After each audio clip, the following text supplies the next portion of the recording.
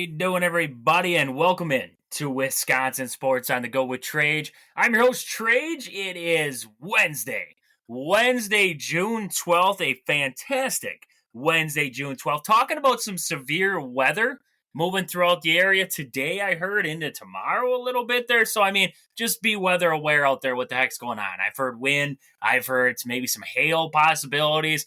Limited tornadoes, stuff like that, but still, severe weather moving into the area. Just like we it's like they thought for a second, they haven't had a lot of rain in a little bit. Let's dump a little bit more on them. So, fantastic stuff, fantastic. But either way, a great day in the great state of Wisconsin. A little hump day, a little hump day action for you today here. But I wouldn't say lots of stuff going on, limited amount of stuff going on, but some newer things I wanted to touch into, I guess you would say there.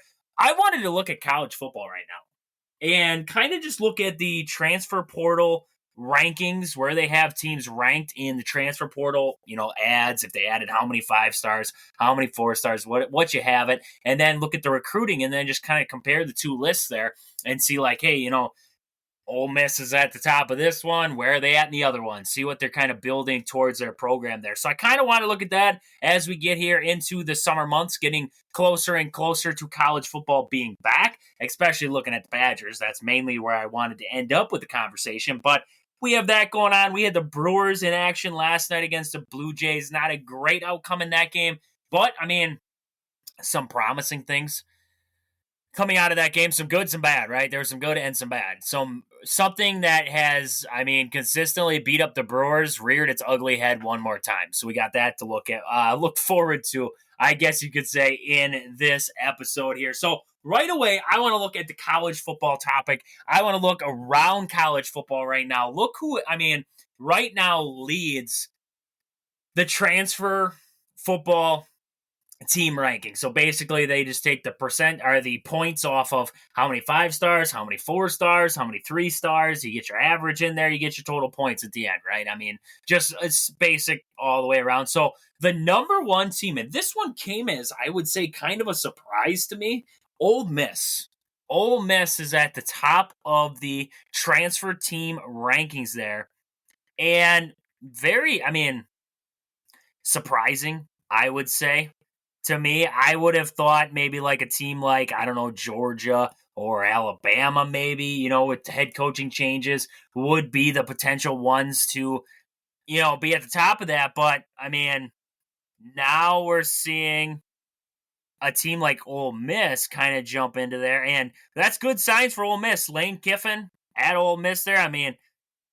It's a good sign for him there, but pretty impressive what he's been able to draw in there. 24 commits right now. For 5 stars, he's got 1 5-star coming. He's got 7 4 stars and 15 3 stars on the way. That is, 24 commits in total. That is impressive. That is impressive right there. Some of the highlights of that list there is looking at the 5-star. I was trying to find him out there. Walter Nolan, the defensive lineman.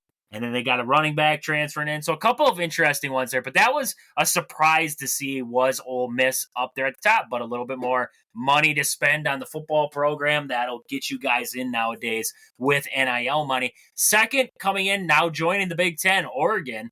Coming in that 2 spot right now with 14 commits in total. They have 6 4 stars and 1 5-star. They have 6 3 stars overall. They gave them a percentile there, just a little bit above Alabama, who has 15 commits, 1 5-star, 7 4 stars, and 6 3 stars there. So, Alabama getting off and running there. Washington's head coach coming over and taking over the reins there at Alabama for when Nick Saban left. And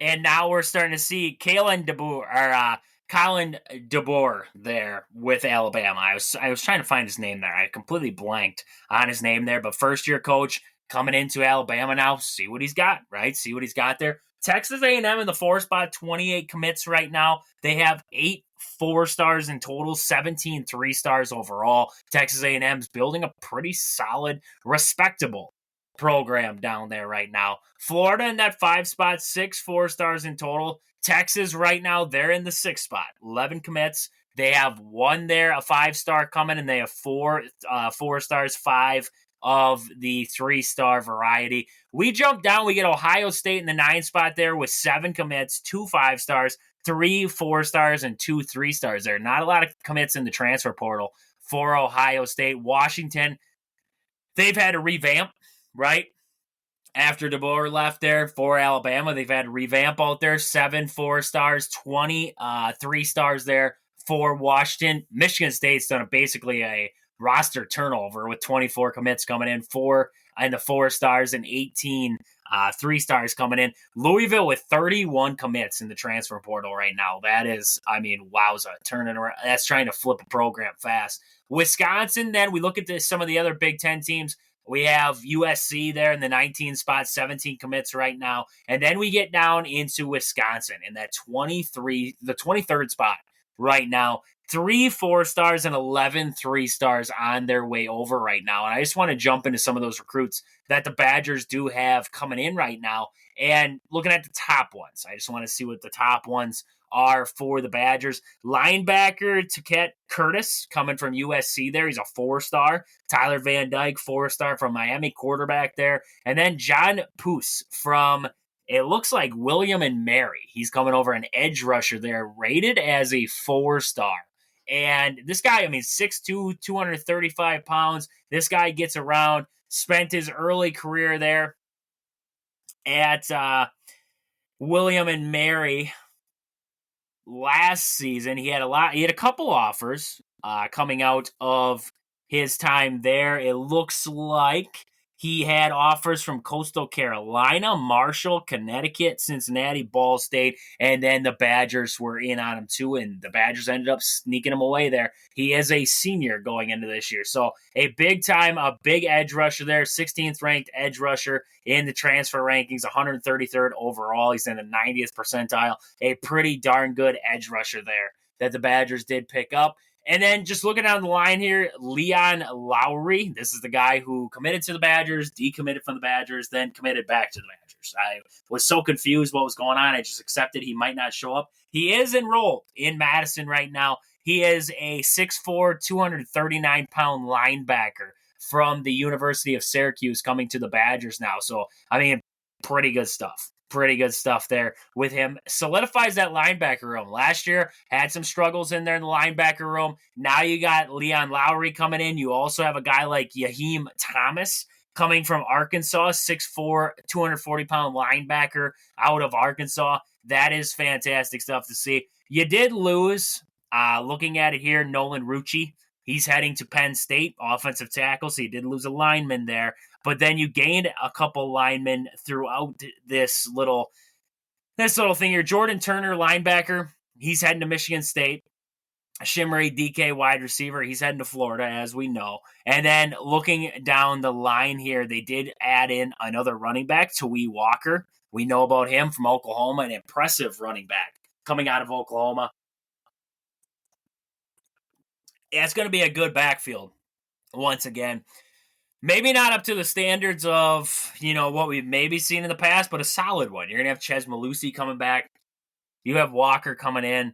You're going to have some of your other recruits, so a solid room nonetheless that the Badgers will be sneaking in there. They did get, I was just going to look, they had a couple offensive linemen. They did grab a couple offensive tackles throughout here. Leighton Nelson is on his way to Wisconsin from Villanova. And then I believe they had another offensive lineman that they grabbed there, or defensive lineman. My mistake there. Defensive lineman Brandon Lane coming in from, it looks like SIA. He's coming to Madison from there. A 6'3", 300-pound defensive lineman. So that's a big boy.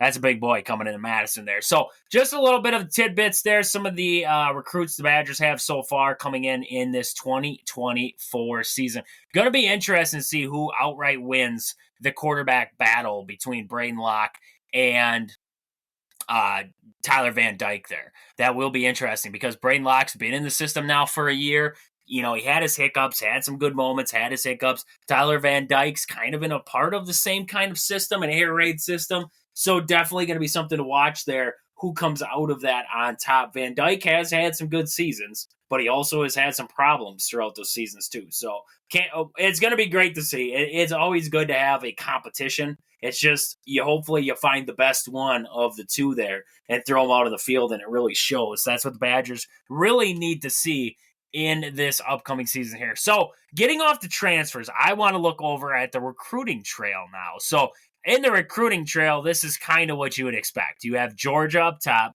with 28 commits. You have Alabama coming in the next spot. They have 28 commits right now coming to Alabama. Oregon's got 27 commits in the 3 spot. Miami, they're coming in that 4 spot with 27. Ohio State with 23 commits right now, 14 4-stars, and it looks like 4 5-stars coming to Ohio State there. Looking down the line at some other Big Ten teams that are bringing in some good recruits. In the 15th spot, we have Penn State, 25 commits right now, 15 4-stars coming in for Penn State. Michigan, they have 17 4-stars coming in, 26 commits in total. USC, 22 commits with 13 4-stars. And then we get down the Badgers below Nebraska. Nebraska is sitting currently in the 18 spot. The thing that's really making Nebraska hover is that 5-star recruit that they have coming in. I believe it's that quarterback, the guy that you can't trust. Yeah, Dylan Royale. I don't even know how to say his name there. Royale. Sounds good enough for me. He's coming in 5-star recruit, their quarterback. I mean, right now he's position ranked 2nd, national ranked, he's 7th, and looking at his state ranking, he's number 1 in his ranking there. So, I mean, a very good recruit that Nebraska has flipped in there. It's just going to be interesting to see what Matt Rule can do with this team now, with him at the helm at the quarterback position there. But we get to the Badgers here. Badgers sitting in that 23rd spot, 22 commits in total, 11 4-stars, 11 3-stars coming into Madison. So not a bad day at the office whatsoever for Luke Fickell and company there. Getting pieces that they think they're going to need, right? Offensive lineman, 4-star offensive lineman, Kevin Haywood. He's coming from Pennsylvania, a very big lineman, 6'6", or 6'6.5", sorry, 6'6.5", 299 pounds. That is a great signing for the Badgers. Ernest Willer Jr., defensive lineman, 6'3", 255 pounds. A big boy. That's a big boy. That's tall. That's some height on your defensive line. Looking down the line, tight end Grant Steck. He's coming in, a 4-star recruit there, ranked 21st in the tight end room. Pretty good signing right there by the Badgers. Thomas Hagberger from Sox Falls, South Dakota. He's coming in at 6'4", 210-pound linebacker there, a 4-star recruit. Coming in there, an edge rusher in Anula Lafayette. Names never my strong suit there. From Honolulu. There you go. He's from Honolulu there, 4-star recruit coming in there. And then there's some underlying factors there, like Colin Kubari. He's coming from New York over there, offensive tackle, coming to Madison there. And then we see some other guys. Rob Booker II from Waunakee, Wisconsin there, a tight end, 6'6", 215 pounds, a 3-star. So, got some height out there. Landon Gother from Bayport, Green Bay, Wisconsin there, linebacker, 6'3", 220 pounds there. That's going to be pretty darn good to have him around. And also Mabry Meditar from the Woodlands in Texas there, a 3-star quarterback coming to Wisconsin there. Lots of guys with letters of intent there. Dylan Jones, running back, 4-star recruit there. Dillian Johnson, coming out of Joliet, Illinois there, a 4-star recruit. Emerson Mandel, an offensive tackle, 4-star coming in. So you look at it and you see some of these guys who the Badgers have picked up here. Offensive line was the big problem last year. They're adding offensive line pieces, right? They're adding running backs to try and fill in the room.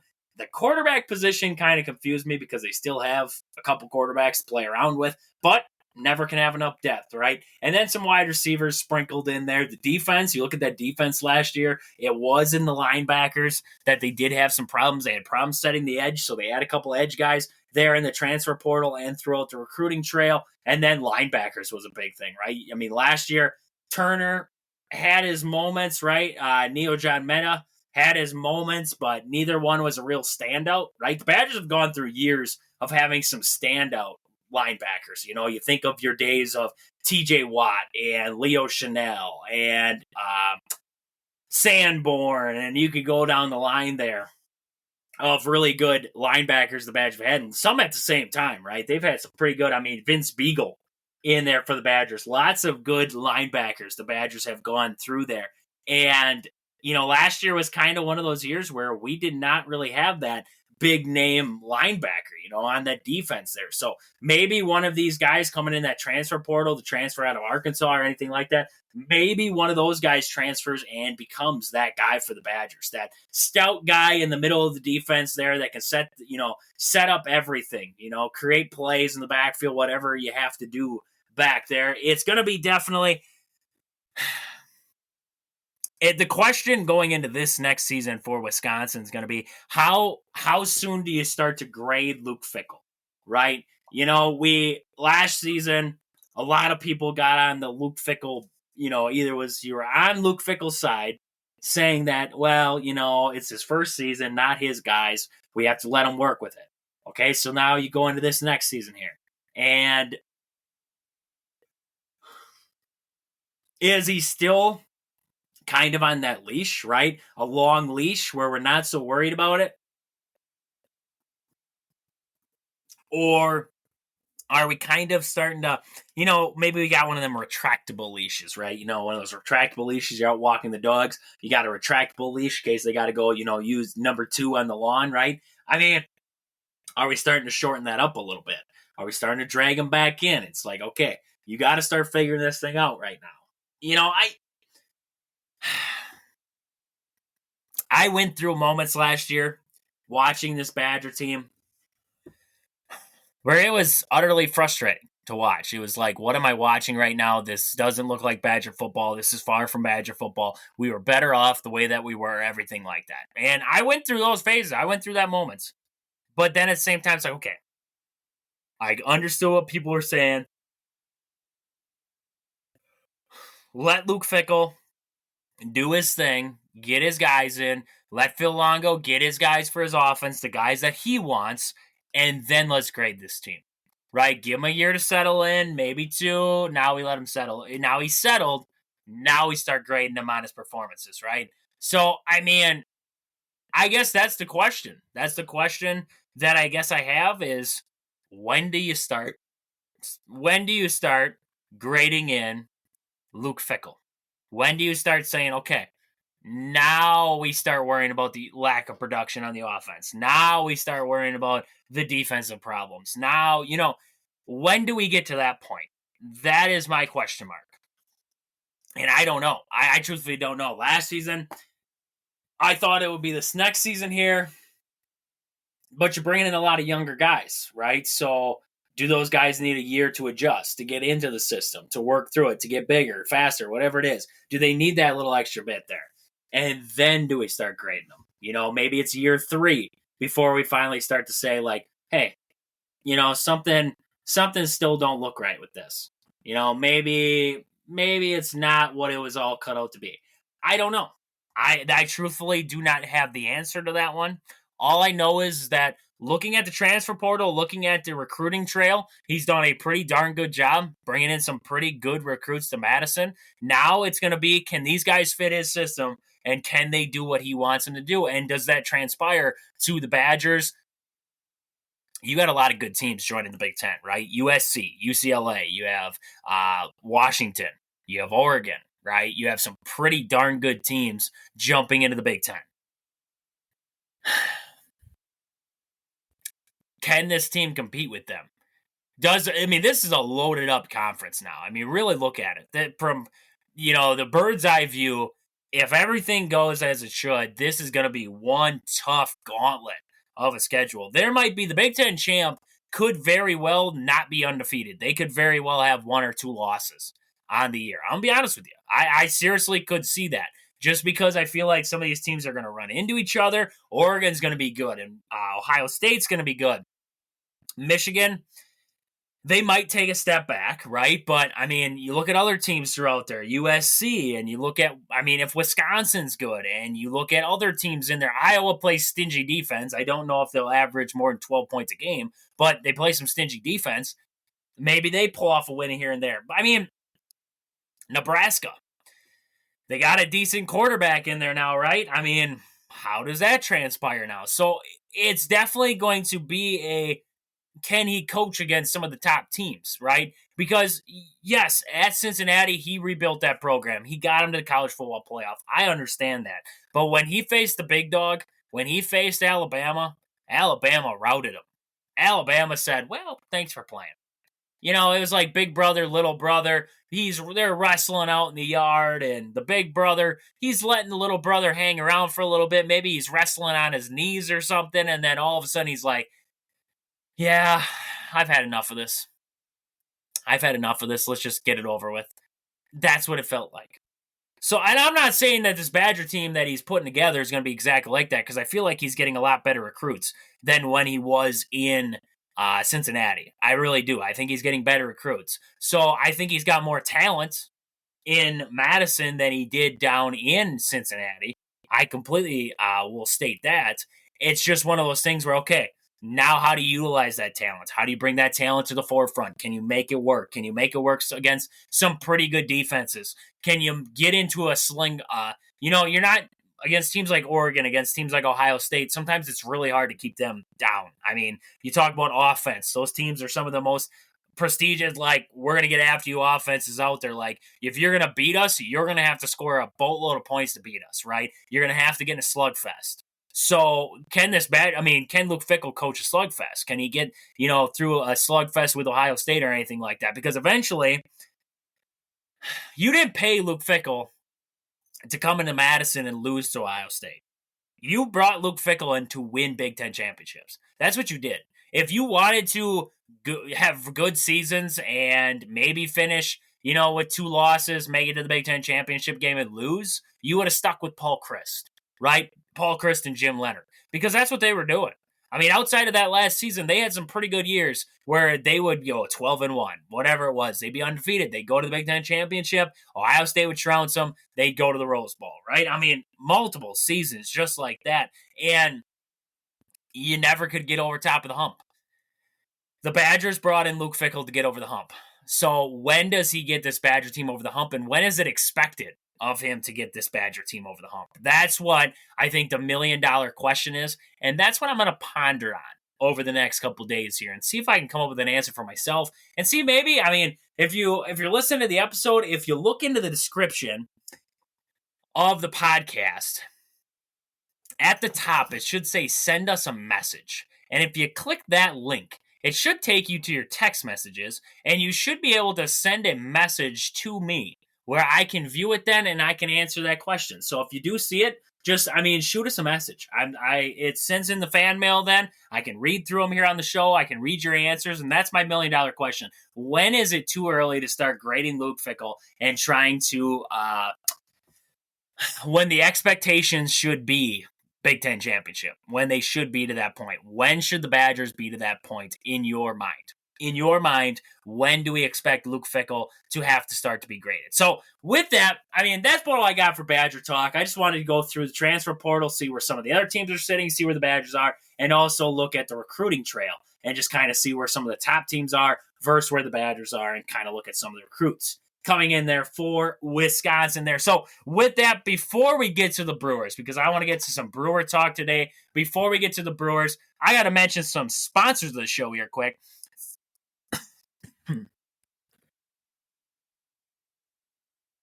Oh, excuse me there. Excuse me. First, Game Day Supply in Alaska. Do you have a sports club or team? Are you looking for some sweet custom uniforms or apparel? Check out the awesome crew at Game Day Supply in Alaska to help your team get the sweetest gear. Find them on Facebook at Game Day Supply or online at GameDaySupply.net. Also, Sport and Spine Clinic in Greenwood, Wisconsin. If you've been injured recently, whether it was pushing the lawnmower, you were playing with your dogs, whatever it was, if you were injured and you need some physical therapy, stop in there and see Chad at Sport and Spine Clinic in Greenwood, Wisconsin. He will get you right. He'll get you back to mowing, back to working, back to playing with them dogs, whatever it is. He'll get you back there. Sport and Spine Clinic in Greenwood, Wisconsin. Sports Scenes, Sports Cards, and Memorabilia, located in the Marshfield Mall in Marshfield, Wisconsin. You got to get in there and see Al. He has everything you need, from sporting cards, memorabilia, jerseys, model stock cars. He's got it all. Everything for your sports hobbyist, enthusiast, whatever you want to say. He's got it all down there. Sports Scene in Marshfield, Wisconsin. Marshfield Motor Speedways, located just 3 miles outside of Marshfield on County Road H. You got to get down there this summer. Tons of family fun for all ages. Great food, great drinks, great atmosphere. Nothing better. Marshfield Motor Speedways in Marshfield, Wisconsin. Your hometown team, Century 21 Gold Key Realty. Call Peggy, Sue, or Anna to find your dream home, or if you're looking to sell. Find them on Facebook at your hometown team, Century 21 Gold Key Realty, or stop in and see them at their location in Marshfield. And also Pittsfield Farm and Home Center. At the store, they serve you anything from hydraulic hoses to red roses. Stop in and see the awesome crew at Pittsfield Farm and Home Center in Pittsfield, Wisconsin there. But with that, Brewer talk. We had to get to the Brewers. The problem reared its ugly head one more time last night. Hopefully, it's not a trend, but it's starting to turn into a trend. The Brewers struggle to hit with runners in scoring position. We saw it once again in the matchup with the Blue Jays last night there. Joey Ortiz was a scratch from the game early on. He did have a sore hamstring there before the game started, so he did not play in this one. So that did change a little bit, right? You got Joey Ortiz, coming off his NL Rookie of the Month, coming off of that award, hitting about 301 in that month there of May. And he has to sit out, so Monasterio gets in there to play. Monasterio didn't have a bad game, right? Didn't have a bad game, but Joey Ortiz is just at a different level right now for the Brewers. So not having him definitely did not help in this game here. But the Brewers 0 for 12 with runners in scoring position. 0 for 12. That's rough. That is rough. I was just going to look up. I wanted to see where they stood right now.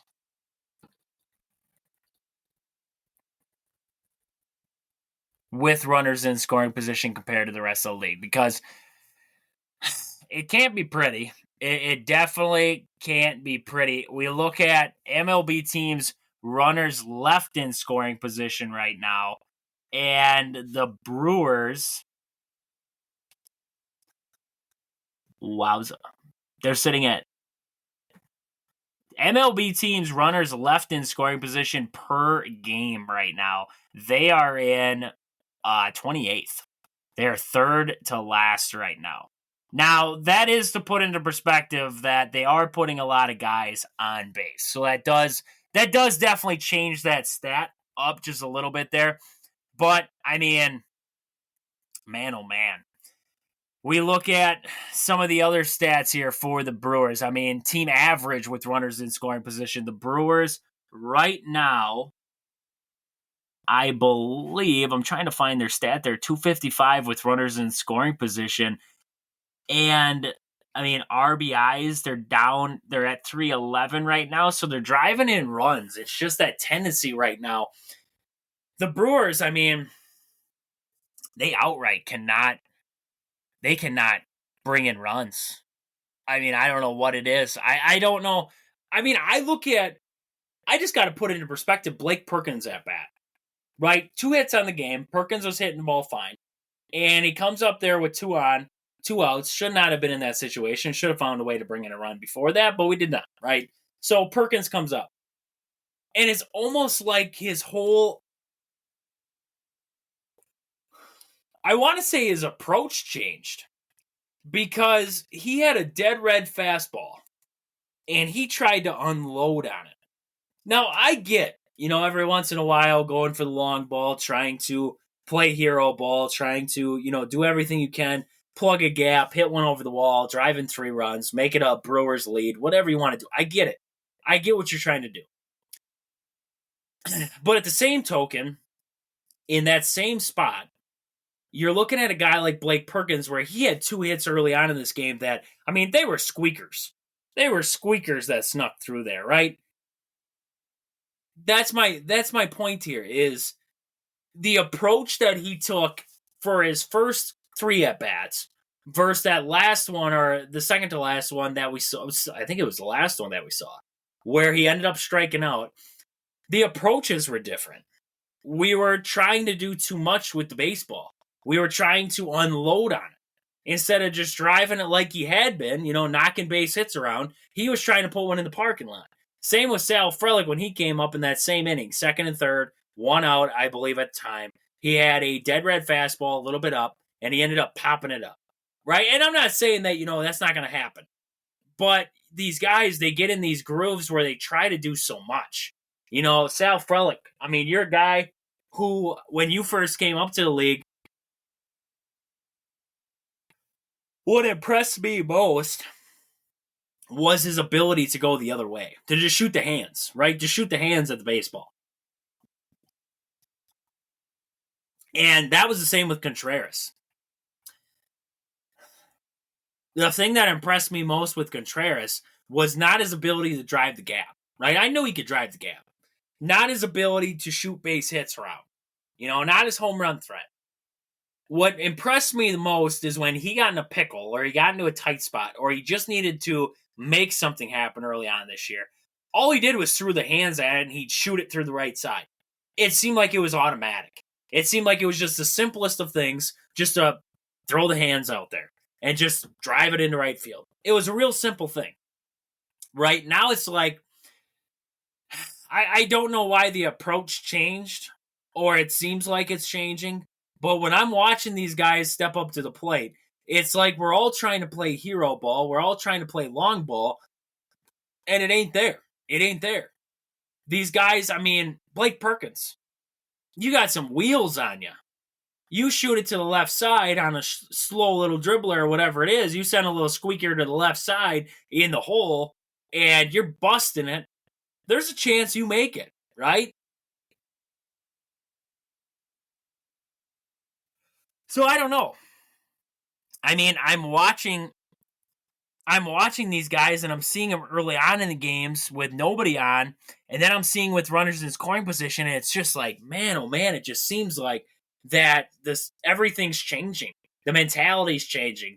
What we're trying to do with the baseball is changing. I don't get it. Why? Why does it have to? I mean, you get later in the games, yeah, you might face a pretty good reliever, right? You might face some pretty good relievers. But I mean, the Brewers in this one, I thought, looking at the Blue Jays pitchers that were out there, I thought Pearson pitched well. I mean, he had 3 strikeouts, right? I mean, he pitched very well. But Green and Richards, I thought the Brewers had very good opportunities against those guys to be able to drive in runs. And they weren't able to find a way. I mean, Richards, Garcia was the one who threw to Perkins. A lot of dead red stuff. A lot of stuff leaving it over the plate. Mistake pitches that the Brewers were missing. And truth be told, I really do believe it was because they were trying to do too much with it. Willie Adames, he had a changeup to the outer half, and he tried to pull it. Instead of going the natural way with it and shooting it the other way, he decided to try and pull the baseball. Which, I mean, we watched Jackson Sherrill pull a baseball and he hit a home run, right? I'm not saying, he reached, he had an outside pitch, reached on it, a slurve, and ended up hitting a home run. I'm not saying it's not possible. What I'm saying is that when I'm watching this Brewers team, I think a lot of the struggle does come from the mentality of at-bats changing later in games. What guys are trying to do. And not just settling in and just trying to keep the lineup moving, keep, everybody moving along. We're getting to this phase where, we need to clear the bases right now. We need to make it happen. And it's like, guys are tensing up. Guys aren't relaxed. You get that with some of these younger hitters, right? Blake Perkins is still a little bit younger in that lineup. And, same with Bryce Terang and Sal Frelick. You have some younger bats in this lineup. And those guys with that mentality of we're just trying to hit the long ball here, it's never going to work. They got to find ways to drive gaps. They got to find ways to just poke it out there, put the ball in play, right? That's the biggest thing.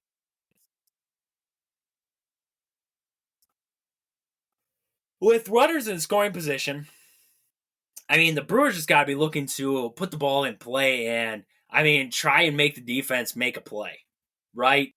Right now, the Brewers are putting it in play at times, but when they put it in play, they're putting it in play where it's like, oh, pop up to first base, pop up to the left fielder playing shallow, right? Pop up to third base. Well, you're not going to do anything with that. You can't.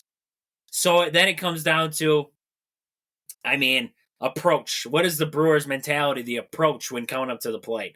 Does it change? If it does, now we need to talk to the batting or the hitting coaches there. How do you instill in these guys' head, like, hey, the same stuff you were doing early on in this game where you were poking the ball the other way, stick with it. Stick with it out there. Don't try to change it all up. Don't try to play hero ball here. Just, I mean, go out there and knock one out there. I don't get why it seems like, game by game, the Brewers struggle with runners in scoring position. When you watch it, it's like every single at-bat they have with a runner in scoring position late in the game, they're trying to unload on the baseball. It just seems like it to me. And I just wish, I mean, man, oh man, they would go up there and just be like, let's shoot it over the, a bloop and a blast, right? That's what they always say. I just want a bloop. I'm just here for a bloop. Blake Perkins, just a bloop over the right fielder's head. You would have brought in Adames from second base. You would have brought in Yelich from third. Like, you would have been 2-2 there. I mean, it would have been 2-2 game moving on. Just those little things, that I feel like the Brewers are missing there is the fact of the bloop. The just putting the ball in play, right? I mean, you were taught from a young age, 2 outs with, runners on. Just put the ball in play.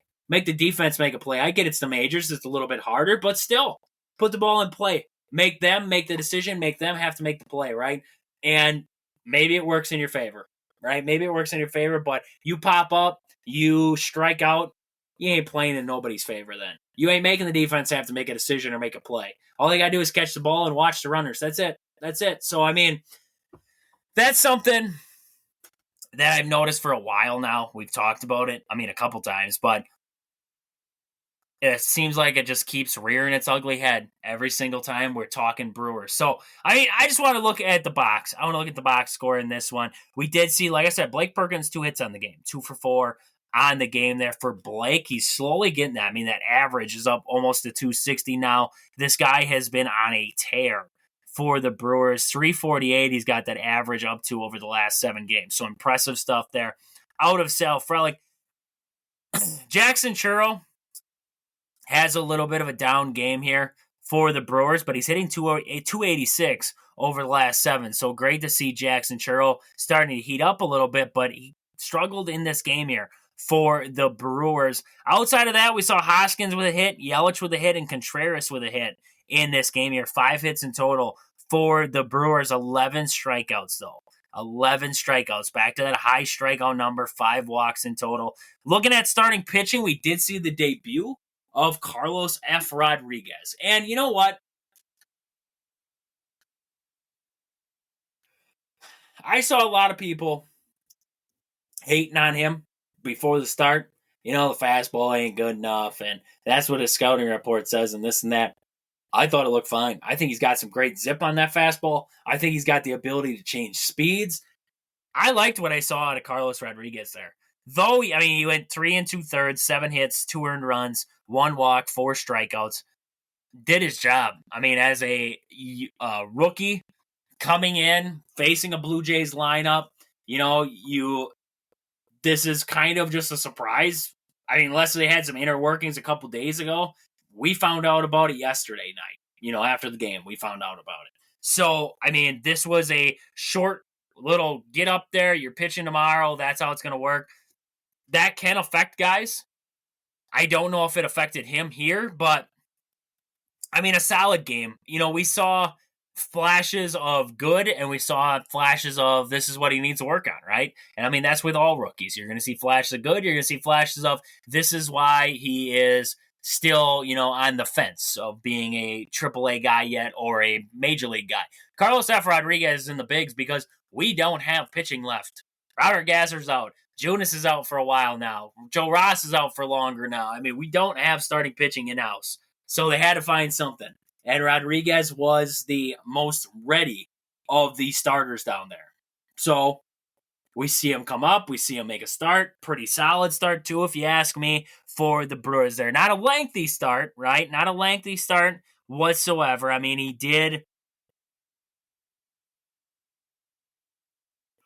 threw 71 pitches there.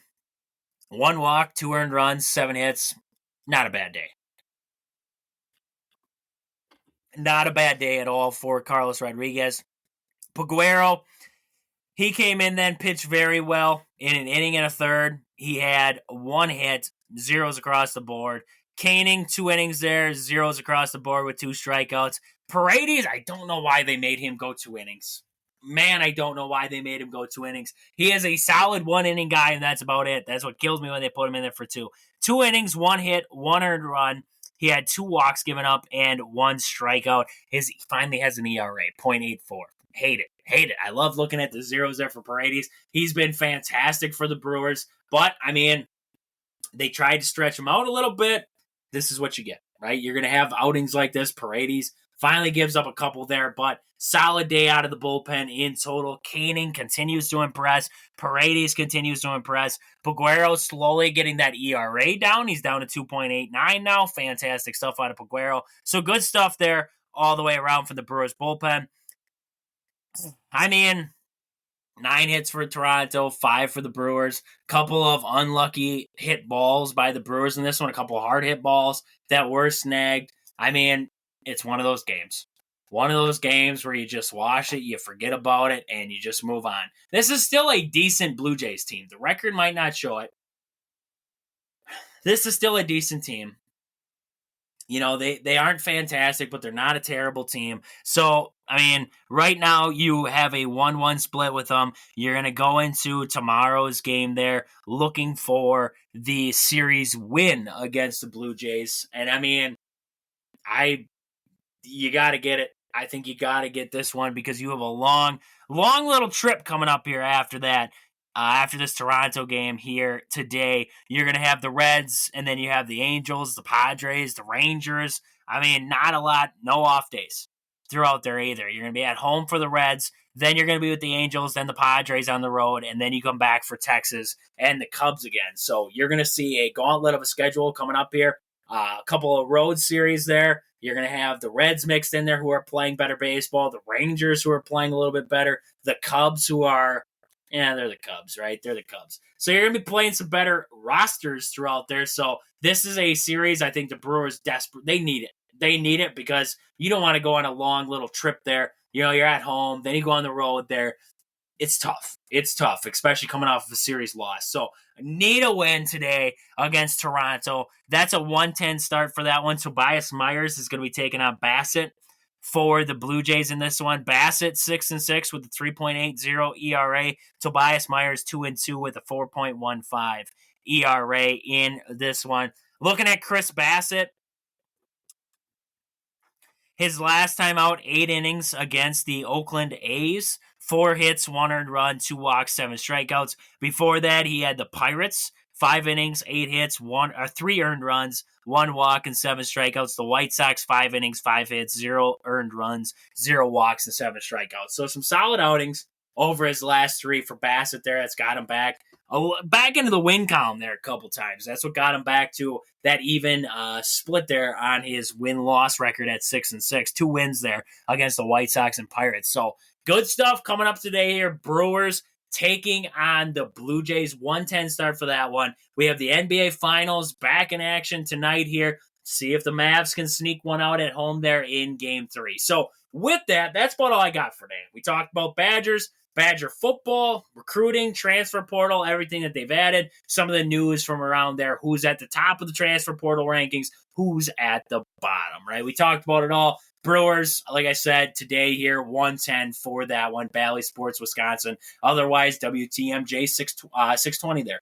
You can find the Brewers on the radio. So with that, this has been Wisconsin Sports on the Go with Trage. Thank you guys for listening. I hope you guys enjoy the rest of your Wednesday. But until I talk to you guys again tomorrow, Deuces. Yeah,